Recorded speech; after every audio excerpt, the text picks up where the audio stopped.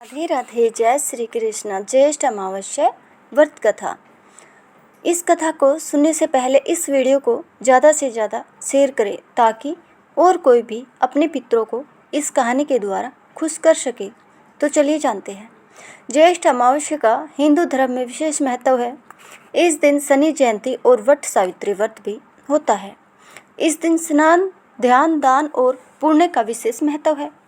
इस बार ज्येष्ठ अमावस्या 26 और 27 मई दोनों दिन पड़ रही है। ऐसे में पंचांग के अनुसार ज्येष्ठ अमावस्या किस दिन मनाई जाएगी, इसका क्या महत्व है, जानिए यहाँ इस वीडियो में। ज्येष्ठ अमावस्या को लेकर मान्यता है कि इस दिन पितृ पृथ्वी पर आते हैं। इसके साथ ही ज्येष्ठ अमावस्या पर वट सावित्री व्रत रखा जाता है और शनि जयंती भी इसी दिन होती है। ऐसे में ज्येष्ठ अमावस्या का सनातन धर्म में विशेष महत्व है। इस बार ज्येष्ठ अमावस्या 26 और 27 मई दोनों दिन लग रही है। ऐसे में आइए विस्तार से जानते हैं कि ज्येष्ठ अमावस्या कब है और इसका महत्व क्या है। ज्येष्ठ अमावस्या 26 मई दोपहर 12:12 से शुरू होगी और 27 मई को सुबह 8:32 पर समाप्त हो जाएगी। ज्येष्ठ अमावस्या 26 मई को मान्य होगी। सोमवार होने की वजह से इसे सोमवती अमावस्या के तौर पर भी मनाया जाएगा। 26 मई को शनि जयंती और वट सावित्री व्रत भी रखा जाएगा क्योंकि ज्येष्ठ अमावस्या मंगलवार को समाप्त हो रही है। ऐसे में 27 मई को भौमवती अमावस्या मानी जाएगी।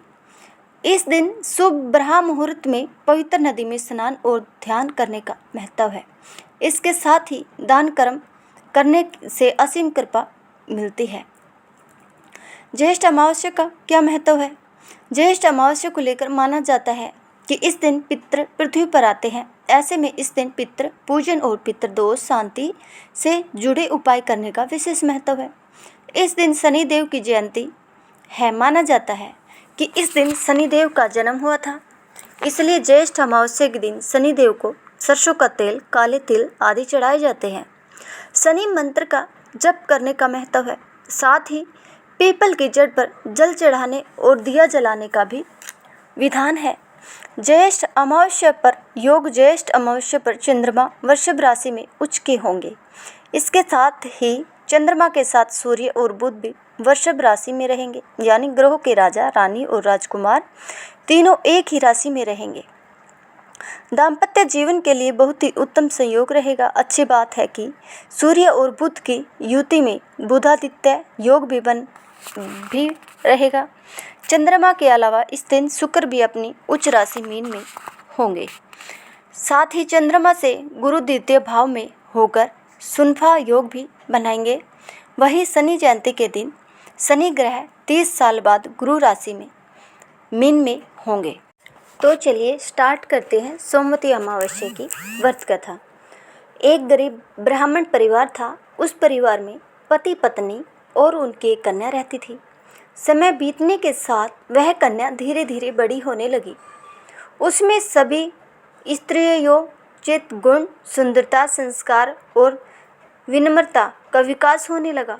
वह अत्यंत गुणवान एवं सुंदर थी, किंतु निर्धनता के कारण उसका विवाह नहीं हो पा रहा था।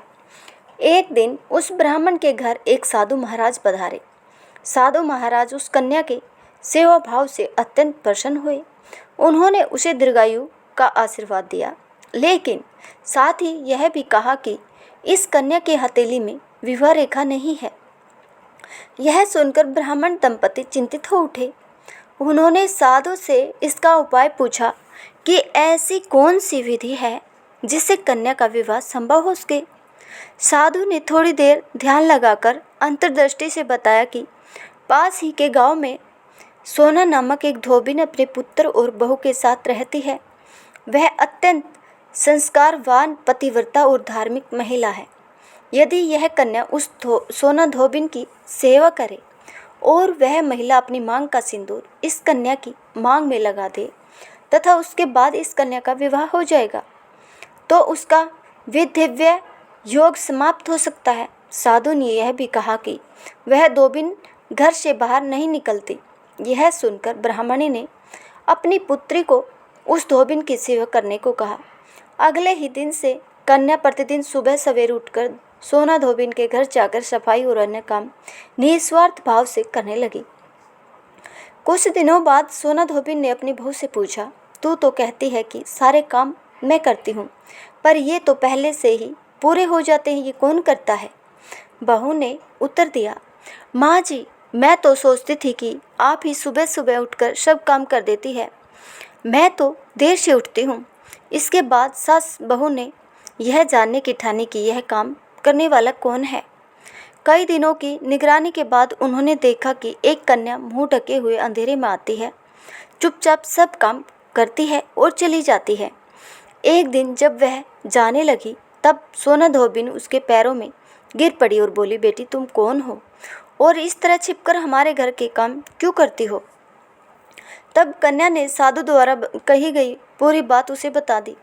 सोना धोबिन पतिव्रता थी और उसमें तेज था।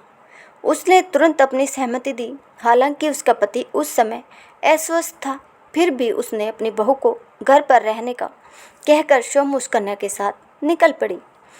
जैसे ही सोना धोबिन ने अपनी मांग का सिंदूर उस कन्या की मांग में लगाया, उसी क्षण उसे ज्ञात हुआ कि उसके पति का निधन हो गया है। वह घर से निराजल ही चली थी, यह सोचकर कि यदि रास्ते में पीपल का पेड़ मिलेगा तो उसे भावरी देकर परिक्रमा करके ही जल ग्रहण करेगी। संयोग से उस दिन सोमवती अमावस्या थी। ब्राह्मण के घर से प्राप्त हुए पकवानों की जगह उसने ईंट के टुकड़ों से 108 बार भावरी दी और 108 बार पीपल वृक्ष की परिक्रमा की। इसके बाद उसने जल ग्रहण किया। जैसे ही यह व्रत पूर्ण हुआ, चमत्कार हुआ। उसके मर्द पति के शरीर में फिर से प्राण लौट आए और वह जीवित हो गया। अगर आपको यह कथा पसंद आई हो तो इस वीडियो को ज़्यादा से ज़्यादा शेयर करें और यह कथा सुनने के लिए आप सभी का तहे दिल से धन्यवाद।